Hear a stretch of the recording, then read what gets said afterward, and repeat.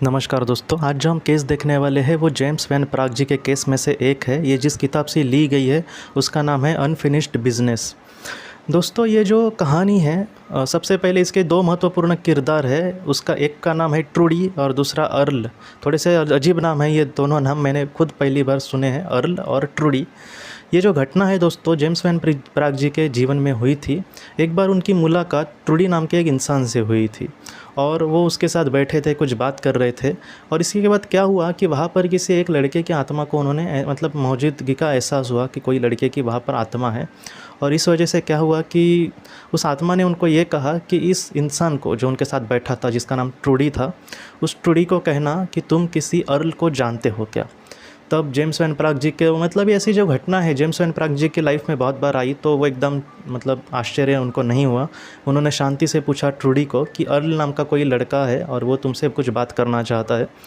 उसका नाम सुनते ही ट्रूडी एकदम गुस्से से लाल हो गया और वो जेम्स वैन प्राग जी से भी मतलब थोड़ा सा गुस्से से ही बोला कि उसको बोलो जाने के लिए, मुझे मतलब उससे सचमुच कुछ कोई बात नहीं करनी।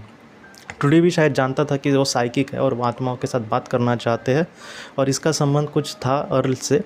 तो जेम्स वैन प्राग जी ने कहा कि क्यों, क्या हुआ, तुम इतना क्यों गुस्सा हो रहे हो उस पर। तब उस इंसान ने, ट्रूडी ने, ये कहा कि तुम जानते हो कि अर्ल कौन है।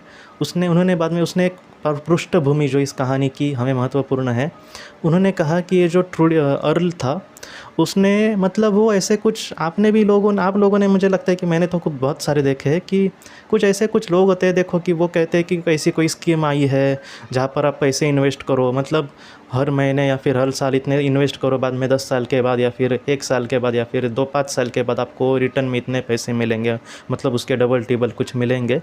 तो वो जो अर्ल था दोस्तों, उसने ट्रूडी से ऐसे ही पैसे लिए थे और बाद में उसको फंसाया था। मतलब उसको कुछ, हम देखिए मतलब बहुत बार आपका भी हुआ होगा कि हम 5-6 साल या फिर 2-3 साल ऐसे थोड़ा थोड़ा बचा कर कुछ दे देंगे और हमें लगता है कि 3-4 साल वो मिलेगा और हम सोचते भी है कि वो मिलेगा, तब हम ये करेंगे वो करेंगे, और अचानक हमारे पैसे डूब गए या फिर वो कंपनी डूब गई, तो अब कितना दुख लगता है। तो वैसा ही ट्रूडी को हुआ था और उसने कहा कि सिर्फ मुझे भी उसने फंसाया नहीं है बल्कि बहुत सारे लोगों को उसने फंसाया है और वो सब उसको गालियाँ ही दे रहे, मतलब अर्ल को। तो बाद में जेम्स वैन प्राग जी ने मतलब अर्ल के जो संदेश सुने, अर्ल ने उनको ये कहा कि ये जो बता रहे हैं वो सही बता रहे हैं और मैंने उनको सचमुच बहुत दुख दिया है।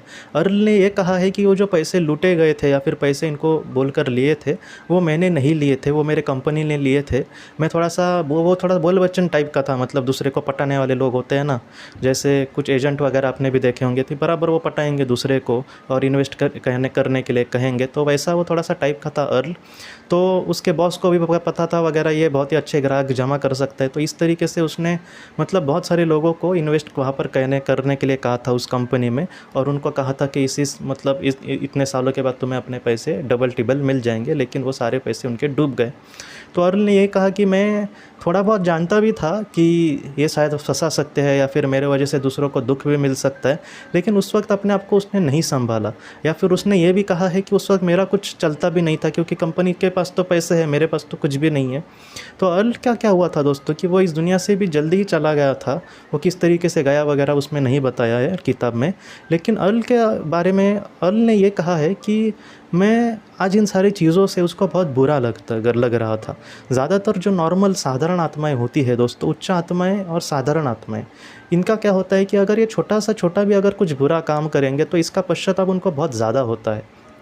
मैं आपको एक उदाहरण देता हूँ कि आपके जीवन में, मेरे तो जीवन में बहुत बार ऐसा हुआ है कि हम कभी कभी किसी से बुरा बर्ताव करते हैं और बाद में क्या होता है कि हम जब शांति से बैठे हैं तब हमें उस इंसान को जिससे हमने बुरा बर्ताव किया उसको भी इतना बुरा नहीं लगता, लेकिन उससे ज़्यादा हमें बुरा लगता है। तो ये जो मतलब भाव होता है इंसान के जीवन का, तो वैसे ही साधारण आत्माएं और उच्च प्रति की जो आत्माएं होती है, अगर वो थोड़ा भी किसी के साथ बुरा व्यवहार करे तो उनको बहुत बुरा लगता है।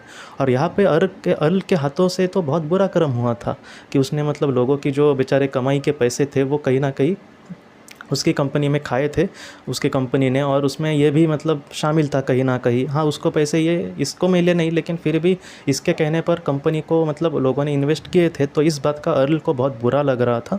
और अर्ल की जो आत्मा थी दोस्तों, वो इस दुनिया से जाने के बाद भी फिर से जाने के लिए तैयार नहीं थी। और इस वजह से जेम्स वैन प्राग जी ने ये कहा कि तुम मतलब ट्रूडी को उसने कहा कि तुम इसको प्लीज़ माफ़ कर देना, क्योंकि आज इसको हमारे माफ़ी की और हमारी प्रार्थना की बहुत ज़रूरत है। लेकिन ट्रूडी ने यह कहा कि मैं सचमुच माफ़ नहीं नहीं कर सकता। मैं ऐसे कुछ बूढ़े बूढ़े लोगों को भी जानता हूँ जिन्होंने इसको अपनी कमाई दे दी थी, लेकिन इसमें फंसाया और आज मतलब उनको बहुत मतलब वो दुख में है, तो मैं सच में माफ़ नहीं कर सकता। बाद में अर्ल ने भी कहा कि मैं सचमुच मतलब मुझे बहुत बुरा लग रहा है इन सारी चीज़ों से, मैं ठीक से अपने आगे के सफ़र को भी पूरा नहीं कर पा रहा इन सारी चीज़ों से। तो सच में अगर आपको पॉसिबल हो तो आप मुझे प्लीज़ माफ़ कर देना, कम से कम मेरी राहत तो मिलेगी कि आपने मुझे माफ़ कर दिया। बाद में जेम्स वैन प्राग जी को भी बहुत बुरा लगा इस बात से, और बाद में उन्होंने भी समझा कर कहा ट्रूडी से कि मैं उन सारे लोगों से मिलकर भी कहता हूँ, उन जो बूढ़े लोग थे उनको मिलकर भी मैं ज़रूर कहूँगा कि तुम प्लीज़ माफ़ कर देना, क्योंकि आज हमारी प्रार्थना की उसको ज़रूरत है अपने आगे के सफ़र के लिए, क्योंकि वो अपने आप को माफ़ नहीं कर पा रहा। बाद में इन सारी चीज़ों से ट्रूडी को भी बहुत बुरा लगा और उसने ये कहा कि ठीक है, तुम अपने आगे के सफ़र के लिए बढ़ सकते हो।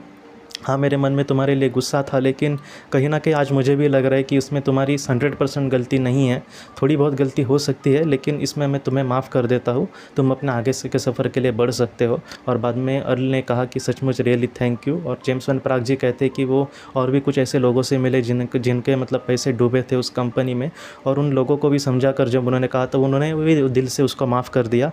और जेम्स वैन प्राग जी ये कहते हैं कि अभी अर्ल जो है दोस्तों अपनी लाइफ की उस आगे बढ़ चुका है, उस प्रकाश के मतलब प्रकाश में वो विलीन हो चुका है। मतलब प्रकाश मतलब बड़ी बड़ी आत्माएं उनको लेने के लिए आती है आत्मलोक में, तो इस तरीके से वो उनके साथ चला गया है और उसका जो आगे का सफ़र है वो ज़रूर बहुत ही अच्छे से शुरू होगा।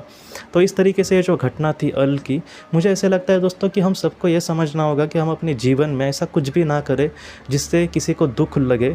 अगर किसी को दुख लग रहा है और हमें कुछ भी उसका नहीं लग रहा है, तो ऐसे वक्त में जब हम आत्मा के रूप में होंगे तो हो सकता है कि हमें बहुत बुरा लगे। इसलिए सोच समझ कर हमें अपने कर्म करने चाहिए और कभी भी दोस्तों सपने में भी किसी को दुख नहीं देना चाहिए। तो दोस्तों हम अपनी अगली वीडियो में मिलते हैं। आप अपना अपने परिवार का ख्याल रखना। आपका बहुत बहुत धन्यवाद।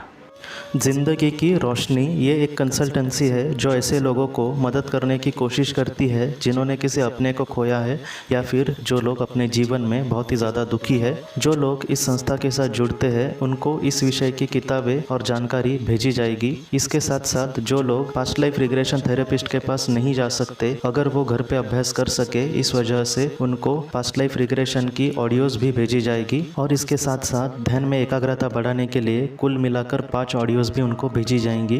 तो जो लोग इस संस्था के साथ जुड़ते हैं उनको यह सारी चीज़ें उनके ईमेल पर या फिर व्हाट्सएप पर भेजी जाएंगी। अगर आपको इस संस्था के साथ जुड़ना है तो कृपया इस नंबर पे व्हाट्सएप करें।